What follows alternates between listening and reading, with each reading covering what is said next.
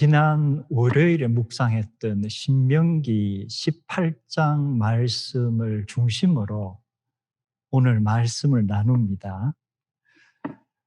18장 9절, 내 하나님 여호와께서 내게 주시는 땅에 들어가거든 너는 그 민족들의 가증한 행위를 본받지 말라. 점쟁이나 복술자나 요술하는 자나 무당이나 진언자나 신접자나 초혼자를 너희 가운데에 용납하지 말라. 거의 3,400년 전경에 모세를 통해서 여호와 하나님께서 이스라엘 백성들에게 부탁 또는 명령하신 말씀입니다. 이 말씀에서 우리가 무당, 점쟁이, 아주 익숙한 용어들이죠. 지금도 우리 주변에 무당 그리고 점쟁이들이 있습니다. 여러분 직접 만나보신 경우 있으세요? 대화를 해봤다거나. 아주 오래전에 제가 한국에 있을 때 이 정기적으로 지인들이 모임을 하는데 한 번은 한 지인을 따라서 한 여성이 모임에 참석을 했습니다. 대단히 세련되고 또 말하는 것도 아주 교양미가 있고 그리고 연령이 한 20대 후반, 30대 초반 이 얘기를 진행하면서 자기 소개를 하는데 자기가 하는 일이 무당이라는 거예요. 제가 그 전까지 가지고 있던 무당에 대한 어떤 개념이 상당히 이렇게 좀 흔들리는 거예요. 그 여성을 보면서. 그래서 제가 구풀이 같은 것도 합니까? 좀 부탁들이 많대요. 그래서 혹시 제가 구풀이 하는 자리에 한번 가도 괜찮습니까? 하니까 저를 이렇게 보더니만 선생님은 기독교 신자잖아요. 그러는 거예요. 이걸 어떻게 알지?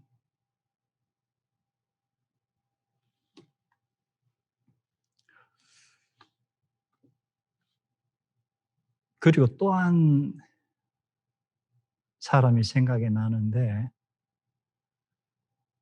한국에서 제 수업을 직접 들었던 여학생은 아니고 제가 아주 친하게 지냈던 심리학과 교수님 사무실에 아르바이트를 하던 여학생이에요. 성격이 아주 좋았어요. 제가 미국에 나왔다가 한 번은 한국을 들어갔는데 그 교수님 사무실에 찾아가니까 저를 보시더니만 그 여학생 얘기를 하는 거예요. 지금 어떻게 됐는지 아세요? 제가 알 리가 없죠. 그러니까 유명한 점쟁이가 됐다는 거예요. 저도 너무 뜻밖이고 그래서 교수님이 아마 이 선생님 한국 나오셨다는 소식 들으면 아주 반가워할 거라 그러면서 이 전화를 돌리는 거예요. 그래서 전화를 이렇게 하면서 이제 그 여학생, 지금 여학생이 이제 아니죠. 이 점쟁이가 됐는데 이래 통화를 하면서 이 선생님이 오셨고 이러니까 이제 이 얘기를 왔다 갔다 하면서 저보고 이 선생님 만나 보려느냐 물으니까 역시 이 선생님은 기독교인이시잖아요. 그래서 만나는 건 좀 그렇고 그냥 전화로 인사만 드리겠습니다 해서 제가 간단하게 통화를 하고 끊었어요. 제가 그때 정치학을 공부하지 않고 종교학을 만약 공부하고 있었다면은 제가 이 두 여성들의 어떻게 무당이 되고 어떻게 점장이가 되었는지 정말 좀 깊이 있게 연구를 해보고 싶어요. 이런 개인적인 차원을 떠나서 또 기억나는 한 사람이 1970년대 중반에 제가 그게 76년인지 7년인지 잘 분간이 안 됩니다.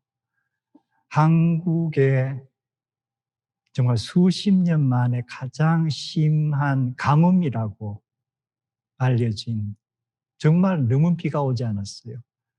매일 저녁 신문을 보면은 이 논바닥이 갈라진 것만 계속 나오는 거예요. 그런데 어느 날부터 며칠째 전국의 거의 모든 신문에 그 신문 광고가 그때는 상당히 비쌌던 때예요. 그런데 전면은 아니고 반면만 해도 엄청나게 크죠. 그 반면에 어떤 광고가 실렸느냐 하면은 태백도사 문화생 일동 이래 가지고 광고가 실린 거예요. 내용은 지금 한반도의 가뭄에 마음 아파하면서 태백도사가 깊이 기도를 해서 비가 올 것이다. 그리고 정확한 날짜까지 적어 놨어요. 제가 그 광고를 읽으면서 이건 보통 일이 아니다. 그저 사랑방에 앉아서 비 올 거야 하는 수준하고 문화생들이 태백도사가 누군지 모르지만 전국의 신문에 이렇게 며칠 동안 계속해서 엄청난 돈으로 광고를 했다는 것은 자기들 나름대로는 분명히 확신이 있는 모양이다. 그때가 여름방학 때예요. 제가 그때 지도하던 대학생 서클이 산행을 갔습니다. 1박 2일로. 그런데 산행을 가는데 첫날 밤 그 다음 날이 신문 광고에 나온 비가 온다는 그 날이에요. 산행을 가면서도 너무나도 하늘이 푸르고 햇빛만 쨍쨍 쪼이고 그런데도 모두가 내일 정말 비가 올까? 비가 온다면 이 태백도사는 정말 대통령의 특별 고문이 될 수 있는 거예요. 그날 밤을 지내고 아침이 돼서 우리가 이제 아침을 해 먹고 점심때가 지나면서 이제 산에서 내려오는데 그때까지도 하늘이 말짱해요. 햇볕은 쨍쨍 쪼이고. 그래서 이거 가짜인가 보다. 그랬는데 산에서 중간쯤 내려오는데 구름이 나타나기 시작하는 거예요. 정말 비가 오려나? 구름이 엄청나게 많이 몰려들었어요. 우리 하산에서 버스 타기 전에 정말 비가 안 쏟아지겠나 할 정도의 분위기예요. 그런데 결국 비는 안 왔어요. 제가 말씀드리는 것은 우리가 영의 세계라는 것이 너무 빠져도 안 되지만 그리고 주변에 엉터리도 많죠. 크지만 전혀 무시할 수도 없는 우리 인간의 어떤 제한된 한계 너머에 무엇가 분명히 존재하는가 보다. 지금 성경이 말하고 있는 것은 지금 우리가 놀랍다 하고 이 얘기하는 이 시대하고는 또 다른 영에 대해서는 모두가 민감했던 시대예요. 그래서 이 말씀이 여호와 하나님께서 가나안으로 들어가기 전에 이스라엘 백성에게 하시는 것이 지금 우리가 21세기에 있고 나누는 것하고 어떤 seriousness, 그 심각성에 있어서는 대단하게 다른가 보다.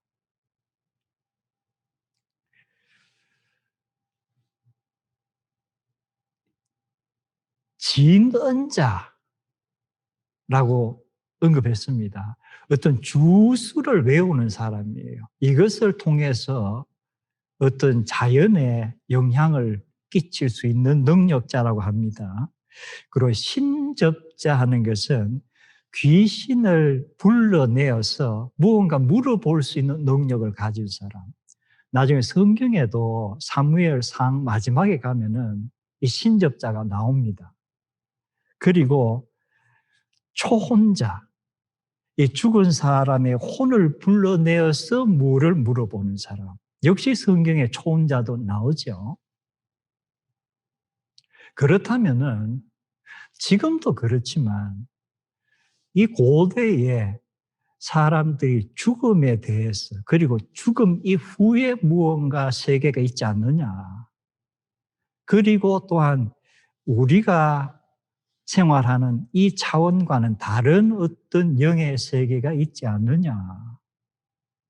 지금보다도 더 진지하게 이 사람들은 생각을 하고 거기에 빠졌던 같아요. 가장 많이 등장하는 것이 조상신입니다. 지금도 조상신을 섬기면서 제사 드리고 하는 그런 풍습이 많죠. 비교 종교학자들의 연구를 보면은 조상신이란 것이 이렇게 해서 시작됐을 것이다 하는 추측들이 있어요. 대체로 뭐냐면은 이 조상이 일단 세상을 떠났는데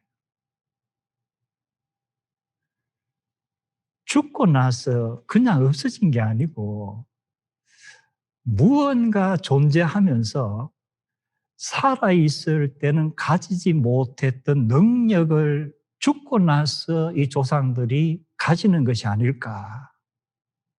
그리고 이 조상들이 그 후손들의 삶에 영향을 미치는 게 아닐까.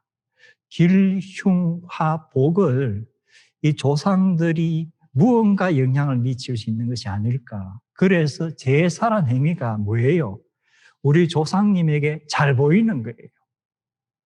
살아있을 때는 별로 능력이 없으니까 그저 그랬지만 죽고 나면은 어떤 영의 세계에서 우리의 조상이 능력을 가지고 우리의 삶의 생사화복, 길흉화복을 무언가 컨트롤할 수 있다는 사람들의 생각에서부터 시작된 것이 아닌가. 이 차원이 다른 얘기여서 제가 이러한 것이 논리적이다, 합리적이다는 표현을 쓰긴 못하지만 상당히 설득력이 있습니다. 설득력이 있어요. 그리고 또 여기에 초혼자, 신접자 이런 것이 나오는 것은 인간이 미래에 대한 호기심이에요. 인간의 능력으로는 지나간 과거는 우리가 이제 알고 있고 현재 하루하루의 삶은 닥치는 건데 앞으로 좀 먼 미래를 우리가 예측할 수 없을까?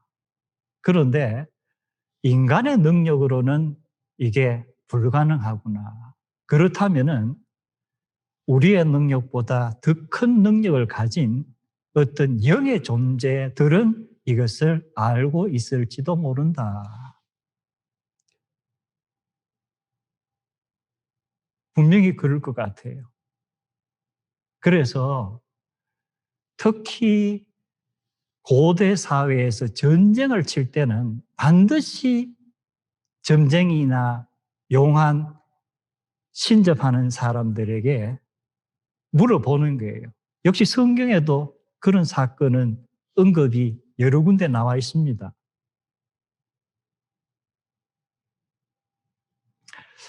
자, 이 많은 미래에 대한 호기심, 그리고 사후의 세계에 대한 것, 지금 인간이 가지고 있는 한계에서 이걸 좀 벗어나 보기 위해서 무언가 영의 세계와 우리가 한번 커뮤니케이션을 가져보고 싶다. 이것은 모든 문화권에, 모든 사람들에게 팽배해 있었던 것인데, 특히 성경에서 이것을 이제 많이 강조를 합니다. 왜냐하면 성경은 유일신 여호와 하나님에 관한 이야기이기 때문에 차별화가 필요해요. 그래서 모세를 통해서 하나님이 주신 말씀을 계속 읽어보면은 15절에 내 하나님 여호와께서 너희 가운데 너를 위하여 나와 같은 선지자 하나를 일으켜 세우시리니 너희는 그의 말을 들을지니라. 이것이 곧 너희가 호렙 산에서 너희 하나님 여호와께 구한 것이라. 곧 너희가 말하기를 다시는 하나님 여호와의 음성을 듣지 않게 하시고 다시는 큰 불을 보지 않게 하소서. 우리가 죽을까 두렵나이다 하매 여호와께서 내게 이르시되 그들의 말이 옳도다. 내가 그들의 형제 중에서 너와 같은 선지자를 그들을 위하여 일으켜 세우고 내 말을 그의 입에 두리니 내가 그에게 명령하는 것을 그가 무리에게 다 말하리라. 신명기에 지금 왜 이러한 얘기가 나올까? 왜 이 시점에서?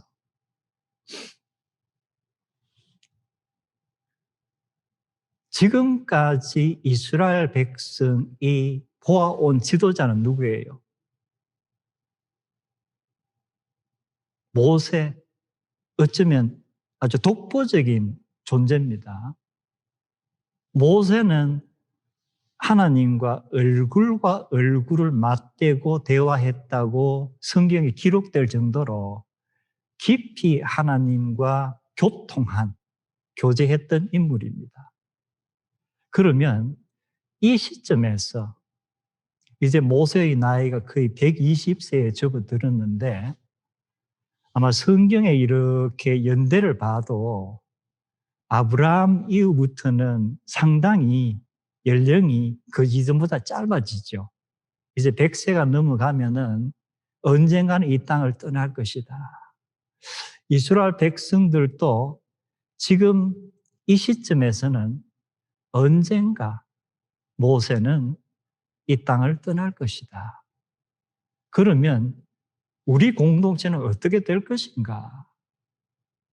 지금까지는 모세가 여호와 하나님과 교통하면서 하나님의 뜻을 우리에게 전해주고 우리를 인도했는데 앞으로 어떻게 될 것인가? 그런데 문제는 출애굽기에 보면은 호렙산에서 하나님이 강림하실 때의 어떤 장면이 묘사가 되어 있죠. 그 장면을 보면은 우레가 치고 천둥이 치고 이러면서 사람들이 너무나도 겁에 질린 거예요. 제가 몇 년 전에도 어느 날 밤에 한 30분 이상 계속 천둥이 치고 번개가 칠 때 그 다음날 어떤 형제님이 내가 평소에 기도를 하지 않는데 지난 밤에는 너무 겁이 나서 정말 꿇어 엎드려서 살려달라고 기도를 했다는 거예요. 어떤 그러한 상황에서 이스라엘 백성들이 하나님, 앞으로 저희들에게 직접 말씀하지 마시고 모세를 통해서만 말씀해 주십시오. 그것이 이제 40년을 흘러온 거예요. 굳어진 체제예요. 모세가 세상을 떠나고 어떻게 되는 거지? 그때 하나님께서 지금까지 이 제도, 이걸 바꾸지는 않겠다.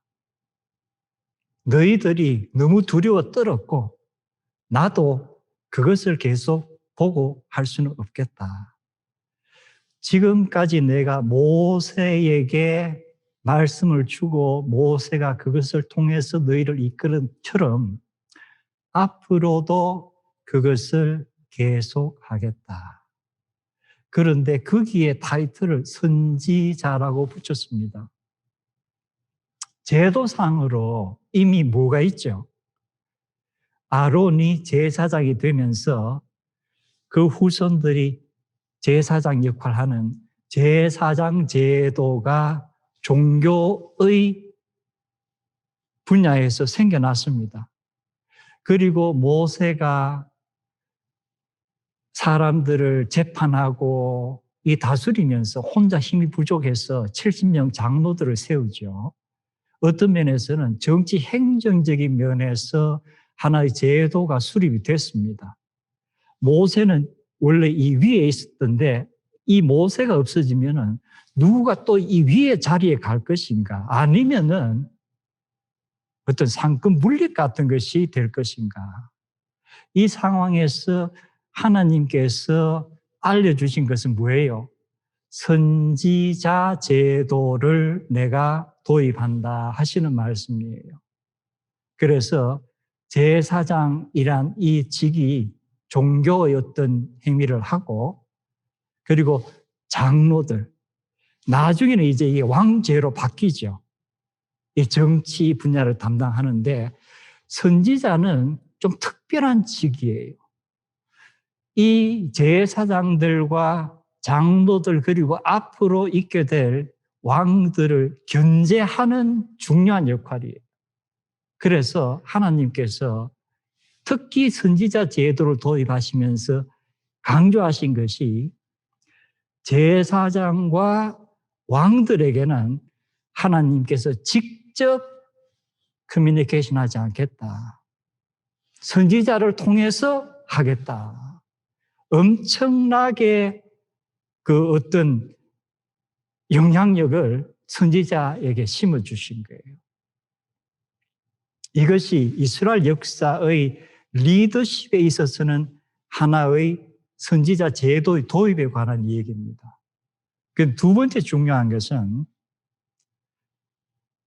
앞에 가나안 민족들의 이러한 행위라고 하면서 가나안족들이 영의 세계와 신들을 어떤 식으로 보고 어떤 행위를 하는가 하는 것을 먼저 기록했죠. 그리고 그 다음에 지금 선지자에 관해서 기록을 했다는 뭐예요? 신과 인간이 커뮤니케이션 하는데 가나안에 살고 있는 족속과 너희들은 반드시 구별한다. 중요한 하나의 포인트예요. 왜 신명기에서 이 두 개가 이렇게 순서대로 적혀 있을까?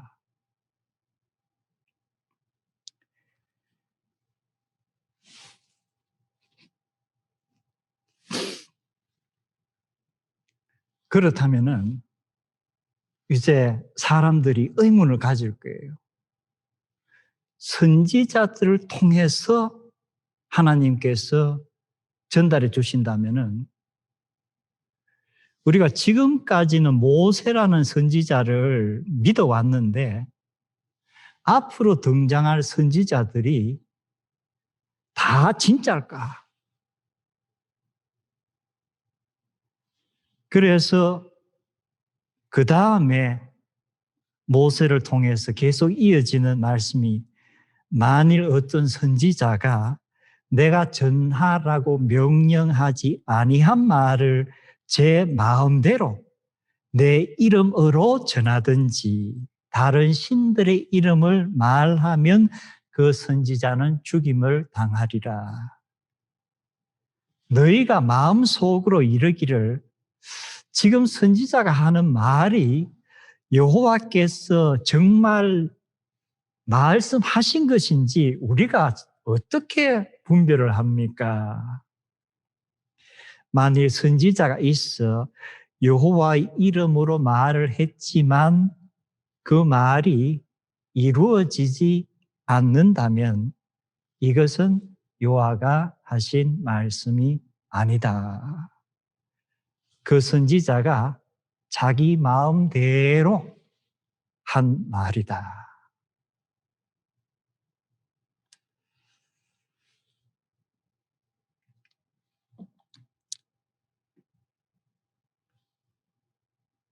우리가 성경을 보면은 신명기에 이 선지자 제도 도입 이후에 여호수아 사사기를 거쳐서 사사기에도 이제 선지자 역할하는 사람도 일부 등장을 합니다.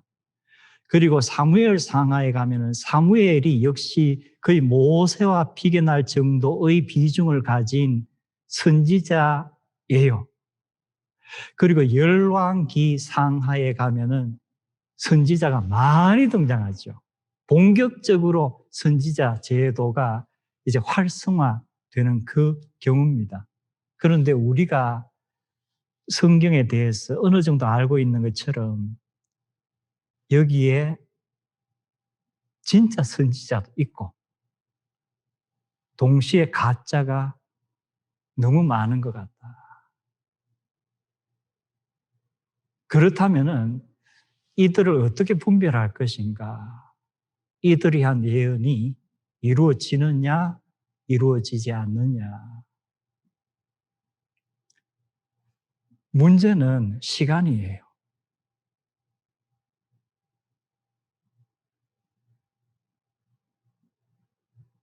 예언한 것과 이루어지는 것 사이에 간격이 분명히 있을 거예요. 그저 하루 이틀 정도면 몰라도 이게 몇 년간 된다면 이 사이에 생기는 부작용이 있을 것이다.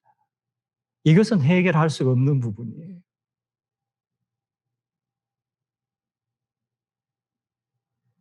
궁극적으로 계속 끌고 가야 할 문제, 여기에 대한 해결책이 없어요.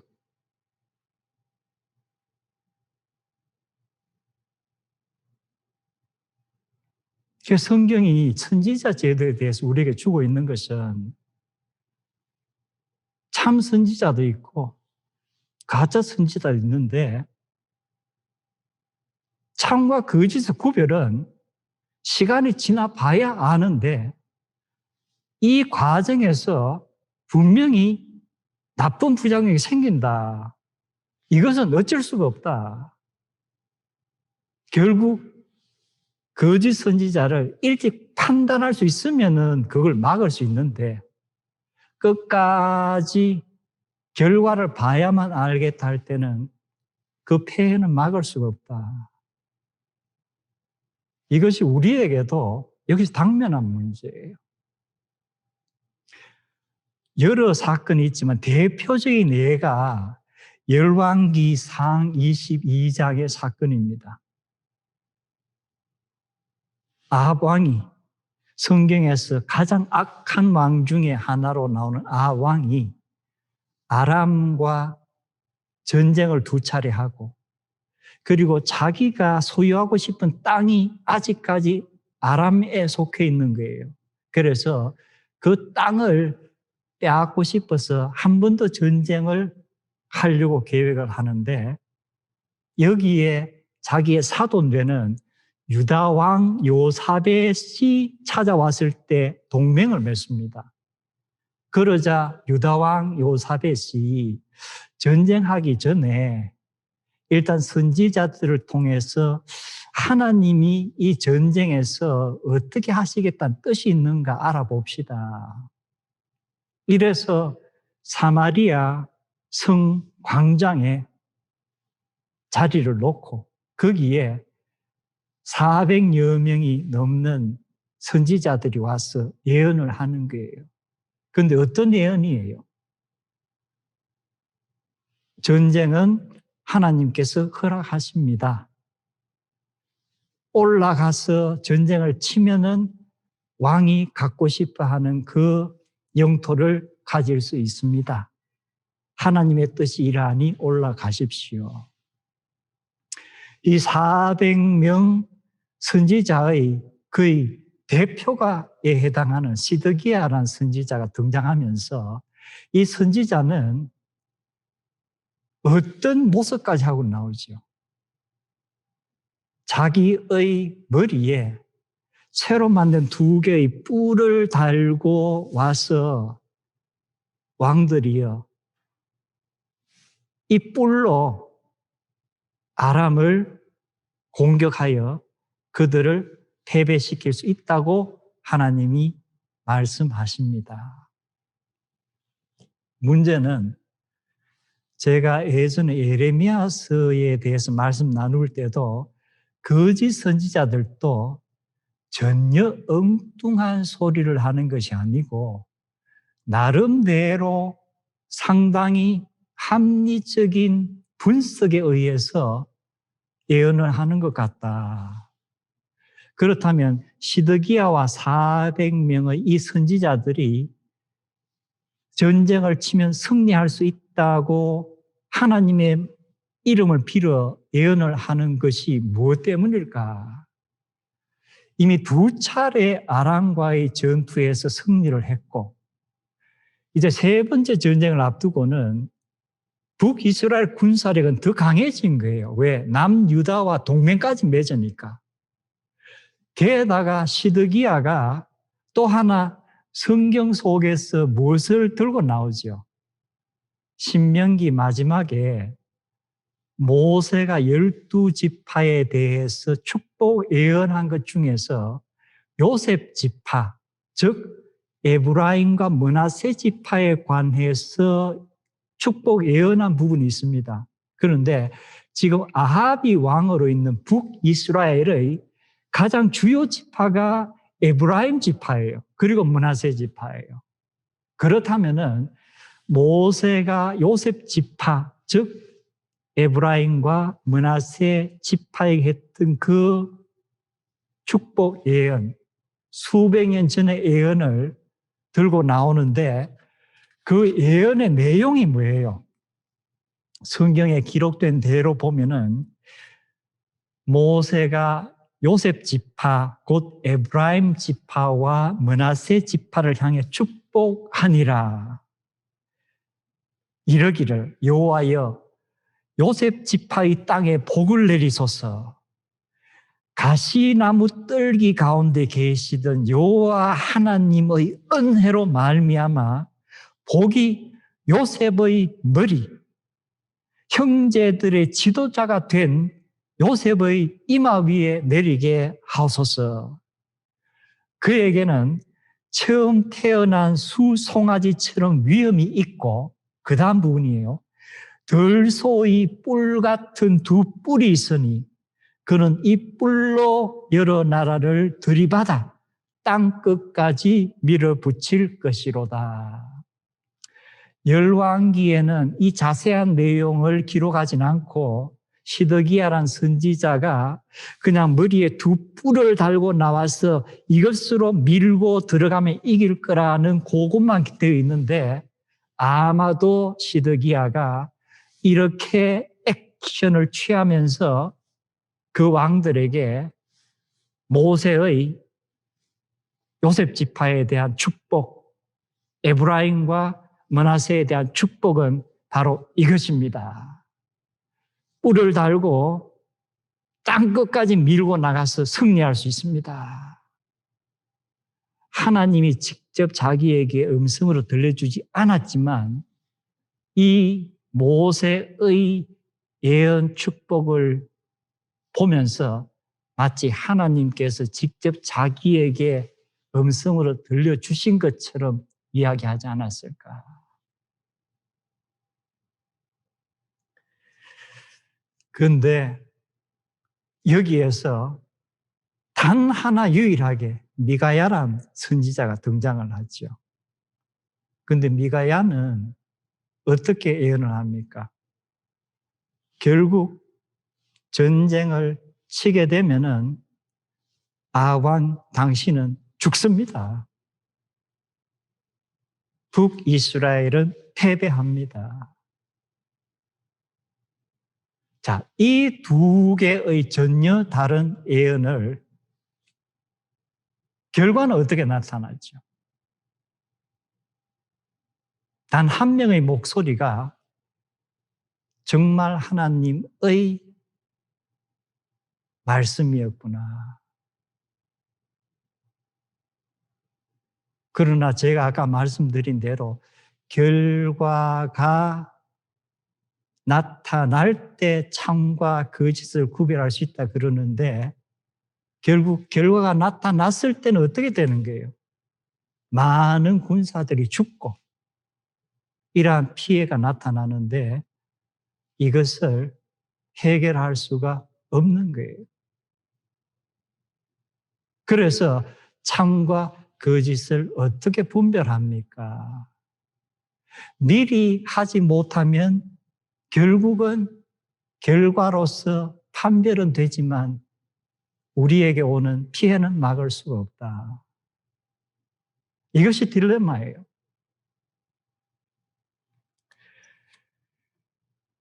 다시 한번 너희가 마음속으로 이르기를 그 선지자가 하는 말이 여호와께서 하신 말씀인지 우리가 어떻게 알리요? 만일 선지자가 여호와의 이름으로 말한 것이 이루어지지 않으면 여호와가 말씀하신 것이 아니고 자기들 마음대로 말한 것이다.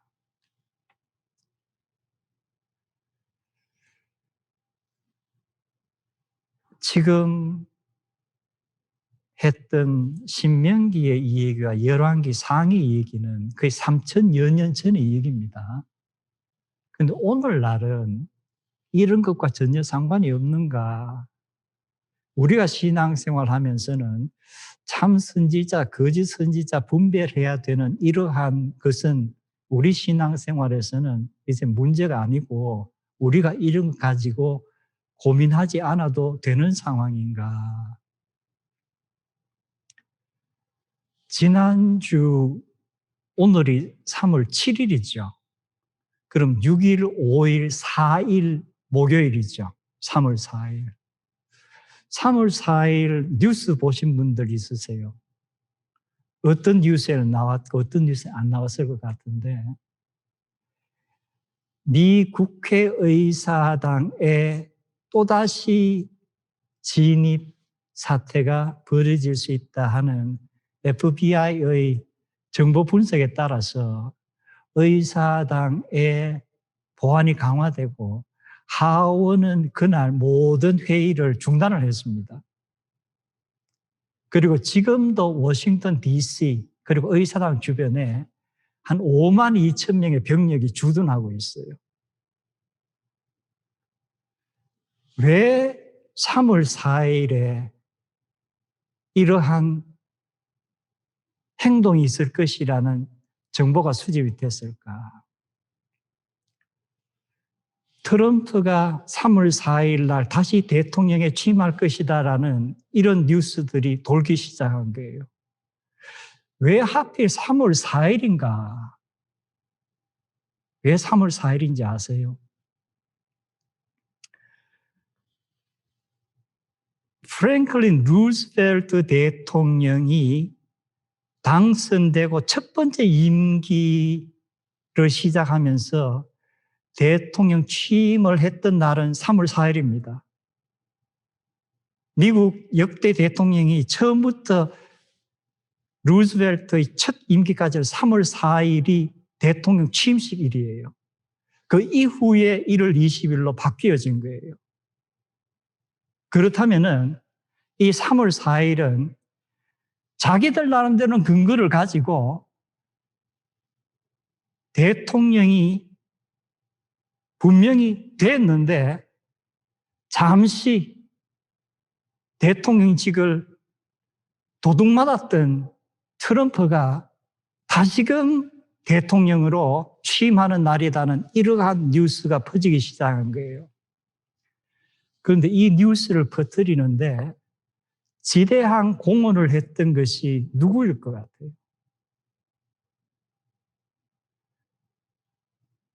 특히 이벤젤리컬 화이트 크리스천 계통의 예언한다고 알려진 목사들이에요.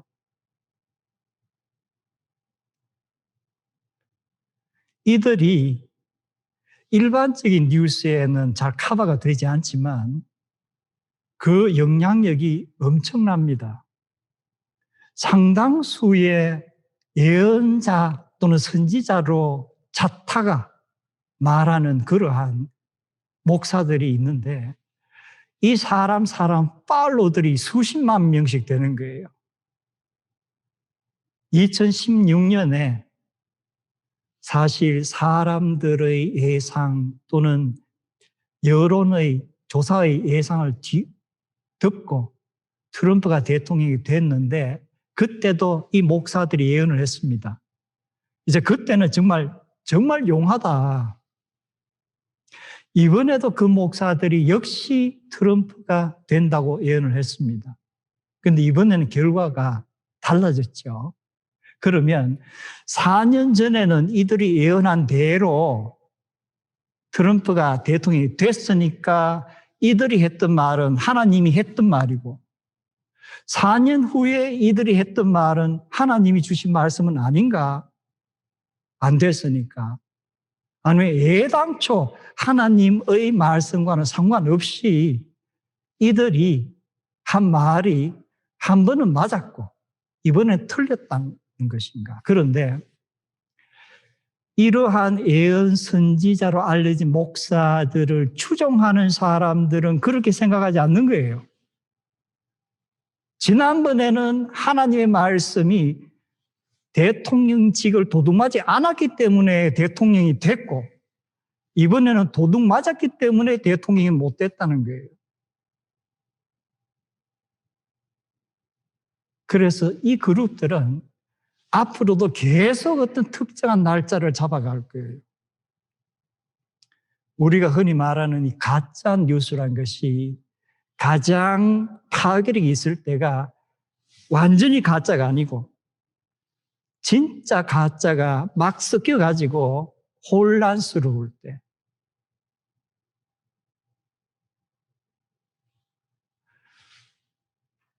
이번 대통령 선거에서 트럼프가 당선이 된다고 예언했던 목사들이 상당수 됩니다. 한국은 제가 어떤지 몰라요. 분명히 그렇게 예언한 목사나 사람들이 있을 거예요. 트럼프가 패배하면서 한두 달이 지나고 그중에 3명의 목사가 성명서를 발표합니다. 우리 예언이 틀렸다. 나머지 목사들은 아직도 트럼프가 대통령이 됐다고 예언한 우리말이 맞다고 주장하는 거예요. 그리고 그들을 따르는 화이트 이벤젤리컬 수가 수백만 이 넘는 거예요. 그런데 내 예언이 틀렸다고 말한 사람 중에서 제가 한 사람의 그 성명서만 좀 소개를 하면은 내가 수십 년 동안 예언을 했는데 항상 맞았다. 그런데 이번에만 틀렸다. 자기 나름대로 생각을 해보니까 틀린 이유가 이것이다. 뭐냐 하면은 원래 자기가 하나님께로부터 들은 말은 이게 좀 재미있어요. It's uncertain that Trump would be re-elected. 트럼프가 재선할지 안 할지 확실치 않다고 하나님이 말씀하시는 것을 자기가 들었다는 거예요. 그런데 원체 예언으로 유명한 다른 목사들이 다 트럼프가 된다고 예언을 하니까 자기가 확실히 모르겠다 했다가는 자기의 어떤 크레디빌리티나 팔로우들로부터 무언가가 떨어지겠다. 그래서 컴프로마이즈를 했다. 내가 정말 하나님이 나에게 uncertain하다고 말씀하신 그대로를 끝까지 고수했어야 되는데 그것을 못했다. 그러면서 열왕기상 22장을 언급한 게요. 내가 미가야 선지처럼 그렇게 끝까지 하나님의 말씀을 그대로 고수해야 되는데 못했었다. 도대체 이거 뭐야? 도대체 이런 해명은 이게 뭐야? 우리가 할 수 있는 것이 무엇이 있을까? 제가 어떤 면에서 진단은 한 것 같아요. 지금 현상이 이렇습니다 하고 우리 교우님들에게 설명을 해드리는데 저도 여러분에게 어떻게 해야 되겠다는 처방을 내릴 그러한 능력이 없습니다. 단 하나, 예레미야에게 여호와의 말씀이 임했다. 여호와께서 그의 손을 내밀어 내 입에 대시며 이르시되 보라 내가 내 말을 내 입에 두었노라. 여호와께서 말씀을 어느 선지자 또는 예언자 입에 둔다는 것이 이게 무엇인가? 현상을 제가 일부 소개를 드렸고 현재 상황이 이런 것 같습니다. 일부 진단을 해드렸고 우리 성도님들이 스스로 개인적인 어떤 신앙의 처방을 해야 될 것 같은데 현재로서 할 수 있는 유일한 것은 성경 말씀이에요.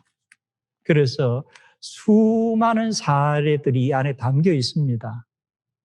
여러분이 이 말씀을 읽고 묵상하고 계속하는 가운데 참과 거짓을 분별하는 능력이 성령님의 역사를 통해서 이루어질 것으로 믿습니다.